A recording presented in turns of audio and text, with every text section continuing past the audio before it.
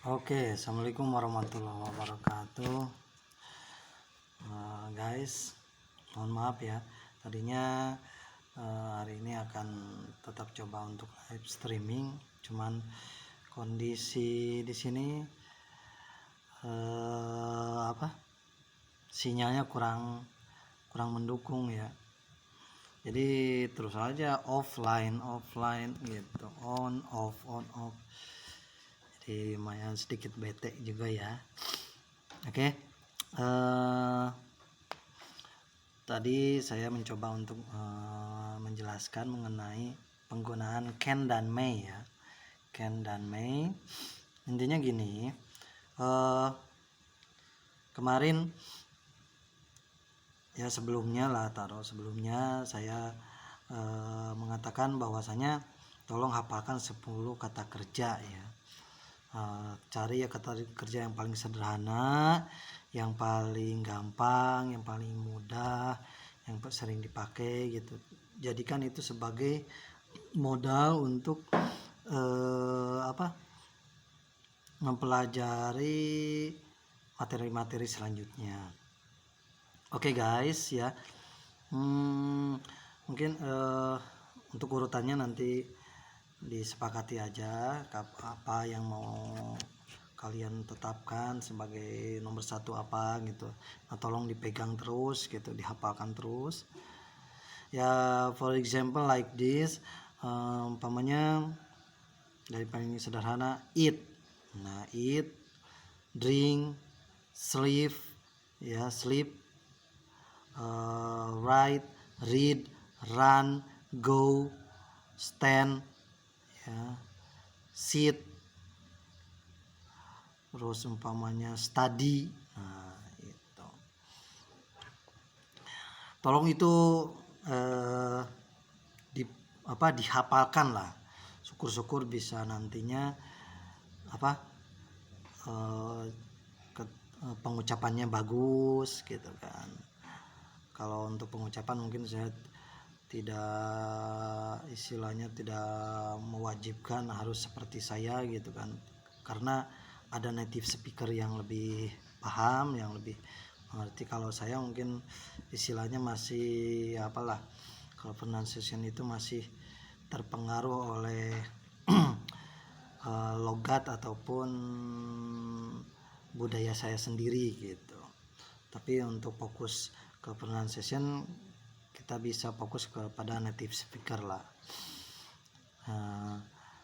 Oke ya guys, seperti itu bahwasanya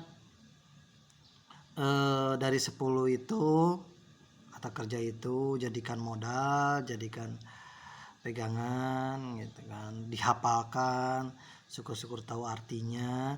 Nah, setelah itu nanti ada kelihatan variasi-variasinya gitu, perubahannya.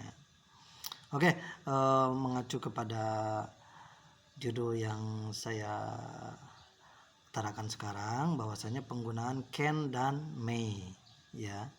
Nah, dengan modal can, dengan modal kata kerja ya yang 10 itu kita bisa mempelajari penggunaan can dan may gitu ya. May, nah untuk kalimat positif ya, subjek ya atau subjek ditambah can dulu ya, ditambah can ditambah verb 1. Nah, dari yang 10 verb 1 yang 10 itu bisa dipakai ya. Ini untuk kalimat positif. Contohnya I can eat, I can drink, I can sleep, dan sebagainya. Saya bisa dimengerti ya.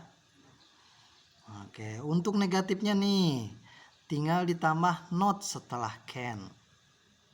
For example ya, pola kalimatnya dulu subjek atau subjek ditambah can ditambah not ditambah verb 1. Contohnya I can not eat. Nah, Selanjutnya tinggal tambah kata kerja yang lain. I cannot drink, I cannot sleep. Nah, gampang kan? Gampang. Yang penting modal awal 10 kata kerja yang sederhana, kata kerja ke satu, tolong terus dihafalkan. Oke ya guys. Sekarang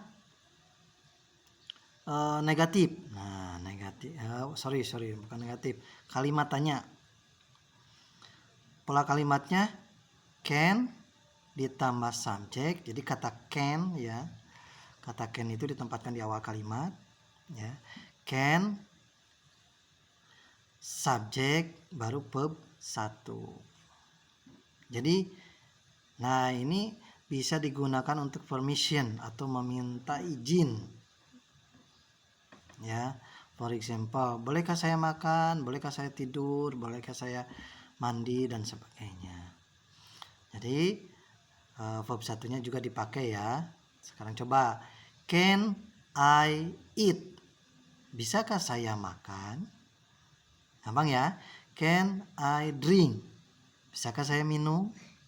Nah, itu gampang. Itu untuk kata can. Selanjutnya, ini langsung nih dua materi. May, karena saling berkaitan lah. Itu merupakan modal ya, modal dalam bahasa Inggris. May itu sama cenderung digunakan untuk permission ya. Untuk positif dulu. Subjek, may, dan verb 1. Contoh kalimatnya, I may eat. Gitu. I may drink. I may sleep. Nah, gampang kan, tinggal masukin aja yang 10 kata kerja itu. Itu ya. Oke, sekarang negatifnya nih. Kalau subjeknya kan sambil diingat nih, subjek, jangan lupa nih subjek juga. Ini udah hafal kata kerja 1 sampai 10, yang subjeknya lupa lagi. I untuk saya, you untuk kamu, we untuk they atau kami ya. I untuk saya, you untuk kamu, we untuk kami atau kita, they untuk mereka, he dia laki-laki, she dia perempuan, it kata ganti atau kata tunjuk benda atau binatang. Nah, itu juga tetap harus dihafalkan atau diingat-ingat ya, karena itu juga sebagai modal.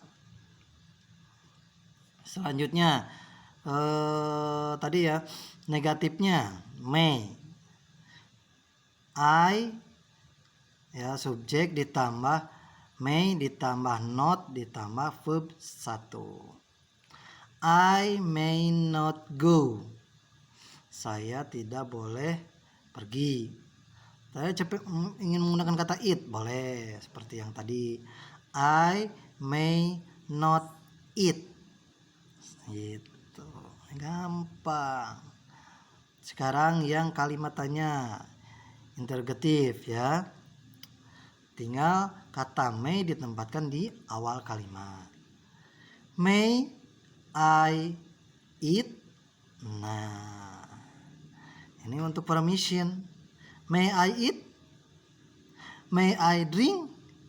May I sleep? Gitu, gampang. Jadi ini ya, simpelnya berawal dengan modal 1 sampai 10 kata kerja ke 1.